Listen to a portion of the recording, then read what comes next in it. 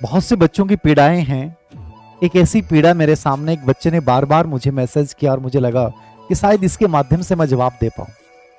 Sir, कितनी बार करें, कितनी बार करें? मैं कहूंगा कि आप कितनी बार कर चुके हैं। आप हारे नहीं हैं, याद रखना। ये आपकी हार नहीं है। आपने 5 बार परीक्षा दी, 4 बार एग्जाम दी, 3 बार दी और हो सकता है आपको असफलता मिली हो। आप बेटर सिचुएशन में, याद रखना। यह बात अलग है कि आपके जो निशाने लगे वो गलत जगह लगते गए। यहां निशाना लगना था, लेकिन तुमने कम से कम कमान से तीर तो निकाला, तुमने मेहनत तो की, तुमने अनुभव तो लिया। तुम उनसे बहुत बेटर हो, याद रखना, जो आज भी सुस्ता रहे, याद रखना। और उनकी तीर कमान के अंदर है और वो इंतजार कर रहे हैं केवल अवसरों का, याद रखना। ये तुम्हारी फेलियर नहीं है।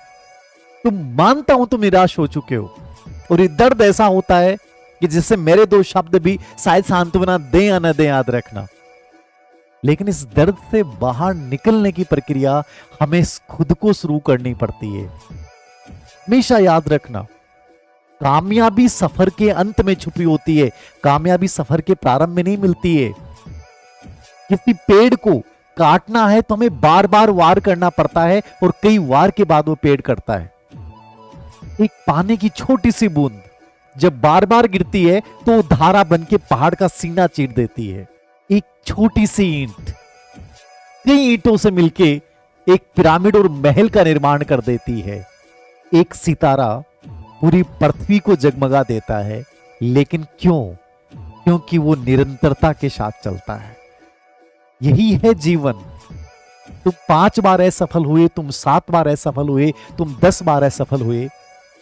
इंपॉर्टेंट चीज है तुमने प्रयास किया है, तुमने मेहनत की है।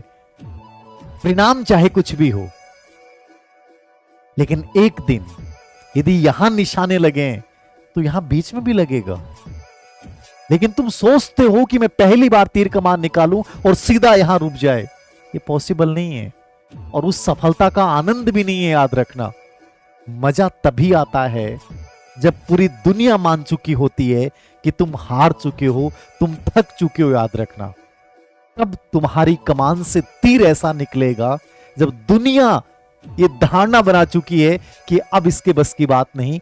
उस समय जो तीर निकलेगा वो यहां बीच में लगेगा और वो जो सुकून देगा ना, वो है सफलता का असली मायना। इसलिए इन बातों से निराश ना हो कि सर बार बार असफलता क्या है। यह असफलता नहीं है, तुम्हारी सफलता की ये सीढ़ियां हैं, बस सफलता आने ही वाली है। मैं कई बार कहता हूं, जब मैं पहली बार वैष्णो देवी मंदिर गया तो वहां जब पहुंचने वाले थे ना, तब ऐसा लगा कि जवाब दे गए पैर। मंदिर सामने ऐसा लगा कि बस 2 या 3 किलोमीटर है, अब 10 दर्शन हो जाएंगे। उस समय लगा कि बस अब बहुत हो गया, अब नहीं चला जाएगा। आपकी पूरा बॉडी, आपका माइंड सब जवाब देने लग जाता है, याद रखना। हमेशा याद रखना, जब मंजिल के सबसे नजदीक होते हो आप, तब आपका शरीर थकता है, तब अंदर से आवाज आती है नहीं हो पाएगा। जबकि उस समय आप सब कुछ पार कर चुके हो, याद रखना। बस आपको दर्शन करने हैं। वो थोड़ी सी इच्छा शक्ति हमें जगानी पड़ेगी, क्योंकि तुम्हारी मंजिल के पास तुम पहुंच चुके हो। बस अपने इस तीर को इस कमान के अंदर सुरक्षित मत रखना। तब तक वार करना है जब तक सही जगह पे नहीं लग जाए।